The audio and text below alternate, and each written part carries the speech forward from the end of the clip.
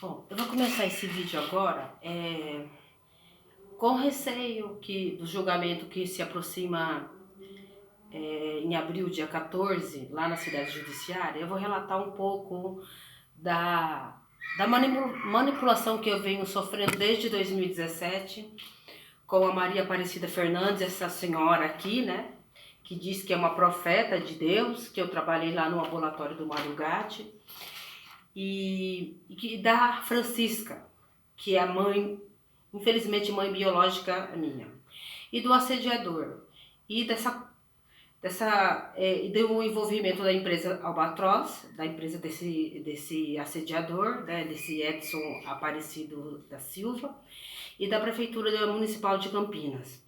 Então eu vou aqui direto ao assunto. O meu nome é Gedilene Aparecida do Santos Silva, tenho 48 anos de idade, sou formada, trabalho na área da saúde na Prefeitura de Campinas desde 2004. Eu entrei através de um concurso, né? E na época eu não tinha conhecimento. Por que eu tô contando isso, né? Porque a mãe, a Francisca, né? Ela que pegou um papel e fez uma carteirinha e eu nunca pensei em fazer, trabalhar na área da saúde. Uma que eu não gostava e eu queria fazer outras coisas na área acadêmica. Aí ela insistiu para que eu prestasse, né? Eu estudei o material, a apostila, um mês antes de abrir o concurso, né? E prestei. E em 2004, quando o concurso estava para caducar, eu fui chamada, né? E assim, eu não tinha conhecimento nenhum, eu apenas estudei conhecimentos específicos da área, e assim que eu entrei, o que eu aprendi foi ali, como eu pego as coisas muito rápido, então eu peguei o conhecimento ali, o que era um lebec, o que era brunidor, o que era uma caneta de alta e baixa rotação e assim por diante. Então vejam bem, o que eu quero contar. Eu tive uma infância muito sofrida com a Francisca, né? Da qual eu relatei assim para o Ministério Público, não cheguei a contar diretamente para a Polícia Civil. Então a Polícia Civil ainda não pegou todos os dados que eu tenho, eu entreguei e falei para o Ministério Público. Mas os vídeos eu consigo expor mais ainda. A minha infância foi assim de muito abuso por parte dos irmãos dela, de outras pessoas que ela jogavam.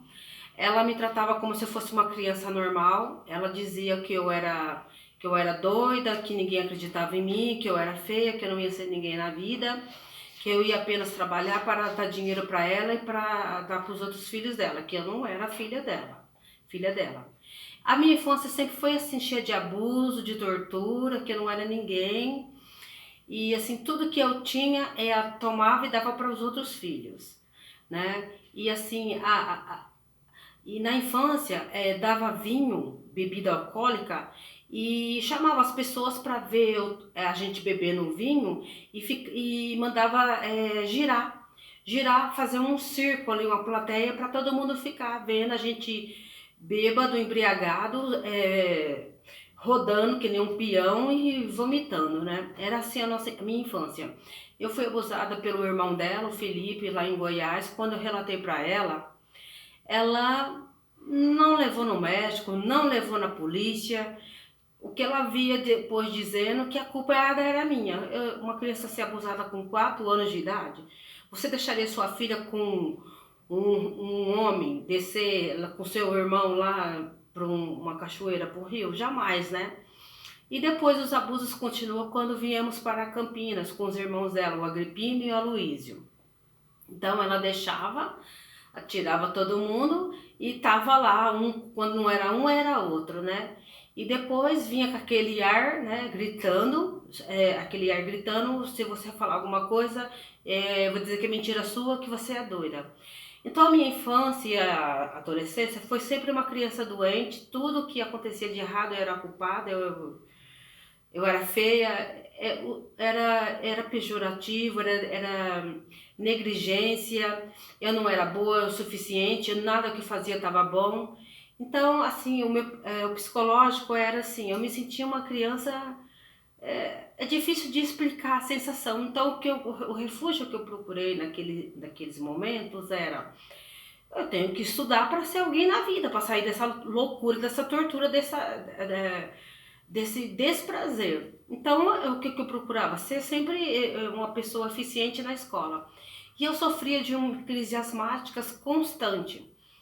A casa era cheia de confusão, de muita briga, um pai que não era sempre tentando dar uma de valentão, de machão dentro da casa, e ela fazia sempre o papel da coitada, da vítima, o traindo sempre, que a gente sabia, e ele com aquela ciumeira, aquela doideira dele, né? Ele, ele não sabia ler, então ele sempre procurava, né? Pegar ali uma situação desagradável e as brigas eram sempre na nossa frente. Era quebra-quebra, era xingamento, e ela humilhava ele, punia ele, descaracterizava, uma hora dava de boazinha, uma hora era de mal. Aí nisso ela chamava a família dela para dizer que ela era sempre a coitada, né? Então a gente via isso dentro de casa, eu e meus irmãos, a gente ficava dividido. Era uma confusão, por que não se separavam, não se largavam? E ela sempre dizia: o seu dinheiro é para estar na minha mão, eu sei o que fazer. Então era assim, então ela dizia: vocês vão trabalhar e vão dar o dinheiro na minha mão, porque ela queria que nós trabalhássemos para dar o dinheiro na mão dela, para ela reformar a casa dela, fazer as plásticas dela, né? E era assim, a nossa vida sempre foi assim, o problema ali era dinheiro, dinheiro. Eram os brigas, era polícia, era um inferno viver dentro de uma casa onde duas pessoas queriam liderar e mandar. Fora crescendo e sofrendo abuso, injúria, né? Sofrendo agressão. Ela falava para todo mundo que eu tinha problema mental, né? E todo mundo via que não tinha, mas ela... Então a minha vida foi sempre essa, né? E como é que uma pessoa estudou, né? Agora vocês devem pensar hoje de mas você fez duas faculdades, você prestou um concurso público, você deu aula, ministrou aula, e ela continua até hoje me tratando assim, né? E em casa era assim: eu falo, vocês têm que me obedecer. O controle era esse, e se a gente não fazia, aí vinha a retaliação, aí vinha a vingança, vinha não permitia que a gente comesse. Se eu ia tomar banho, fechava a água.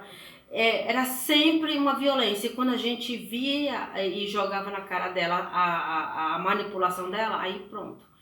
Passava alguns dias, já vinha a vingança, já vinha, aprontava alguma coisa, era tirar alguma coisa da gente, era assim: eu só faço se você me obedecer, se você fazer o que eu quero. E a gente ficava sempre refém daquela loucura, daquela manipulação dela. E colocar sempre os filhos um com o outro.